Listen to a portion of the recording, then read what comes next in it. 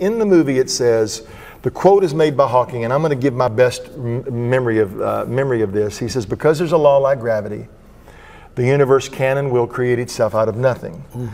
Spontaneous creation is the reason there is something rather than nothing. And then I think there was an addendum, you don't need God to account for the universe. This was a little bit of a retraction because maybe Hawking in the past had a little bit of an open door about that. He did. He left the question open at the end of The Mind of God, but he's come out clearly as an atheist.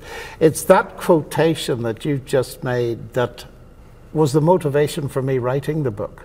I was shown that just before Hawking's book appeared and asked by a national newspaper to comment on it. And I was so amazed at this. Because there is a law of gravity, the universe can and will create itself from nothing. And I thought, hang on a minute, that's a flat contradiction.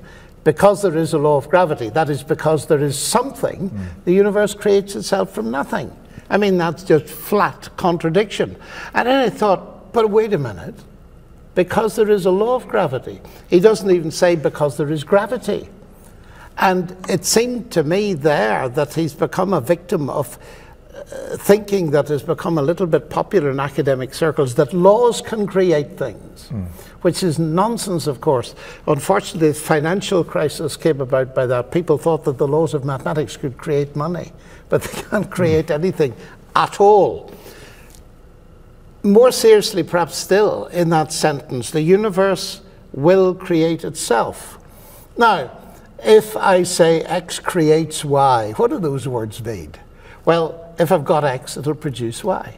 So if I say if X creates X, what does that mean? It means if I've got X, it'll produce X. And in the book I just put, and it came out in the film, I say, well, that just proves that nonsense remains nonsense, even if spoken by very clever that scientists. got one of the biggest laughs of the whole day. Yes, and what people don't realize is that here is Hawking. He's a brilliant, famous scientist. He was just ahead of me at Cambridge. I remember it very well. I've no quibble with his science, but it's what he deduces from it is the problem. And it reminds me of something that's very important in this area, Rice, and it's this. Statements of scientists aren't always statements of science, but the trouble is because they've got authority, people think this is an authoritative statement of science, and that Hawking has solved the mystery of the existence of the universe. He hasn't. He's given a statement that has 3 distinct levels of contradiction built within it. That's not a very good start. Really, the essence of what Hawking is saying is that nothing can produce everything, but they don't really mean nothing by that. No, they don't mean nothing by that. And that's immensely important. Actually, I find it highly amusing what's going on, because here we have the most ironic situation in history. For centuries, scientists believed that the universe had existed forever, because that's what Aristotle had taught. The Bible, however, had been insisting for millennia, in the beginning, God created the universe. There was a beginning. Science caught up with that in the 1960s. And I remember that because when the evidence for a beginning to space-time came in, the leading members of the British scientific establishment said, we don't go down that road. Why? It'll give too much leverage to people who believe the Bible.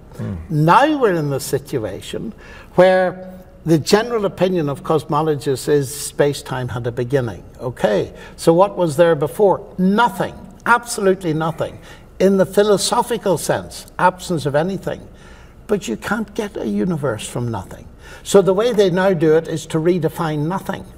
I mean, Lawrence Krauss, who's an astrophysicist, says something. Oh my goodness! You get on to him. I'm interested in anything you have to say about him. It's hilarious. Absolutely hilarious, I'm afraid. Forgive me, but he says because something is physical, nothing must be physical, especially if you define it as the absence of something. Well, that's sheer nonsense. Yeah, now, I had the opportunity to debate with Alan Guth, who's the father of inflation theory at the Harvard Borde, Guth, and Vilenkin, Borde, Guth, and Vilenkin, brilliant mathematicians. And I had a very friendly public debate at the Harvard MIT Faculty Club. And I asked Alan publicly, I said, you know, there's much ado about nothing going on about there. People outside, people are really confused about nothing. Now, Alan, I said, when you talk about nothing as a cosmologist, you don't mean what most of us mean by nothing, absence of anything. No, he said, we don't. They talk about a quantum vacuum and they talk about, but that isn't nothing. And so the public is being confused. And I say it's ironic, because here are these very intelligent people writing endless books and getting something from nothing. But to do it, they have to redefine nothing. They have not solved the question. Whereas, from the Christian point of view, the question is solved. Because there wasn't nothing. There was God, who's non-physical. God is spirit. And he caused it all to be, and he supports it in being. That makes perfect sense. The other doesn't. Wow, this is, again, the book God and Stephen Hawking. Dr. Lennox, just thinking about this, let me try to just summarize in essence. When you're asked for evidence for God, when you're asked for the evidence for God, the beginning of the universe, you either have one or two things. The atheist says, well, it could be gravity. Hawking says it's gravity. Yes, wherever that comes from. So it's an eternal law just hanging there, or yes. There's an eternal lawgiver. So really, we're within the intellectual bounds to say it's far more reasonable to present a lawgiver than a law. I would always prefer a theory that actually explains something than one that doesn't, and something that stands to reason than one that doesn't. And when it comes to the beginning, the biblical view makes perfectly intelligible sense. It's certainly, at the very least, has the right to sit at the table. I think it's more. I think it's actually true. And I think that the atheist view actually is incoherent at this point.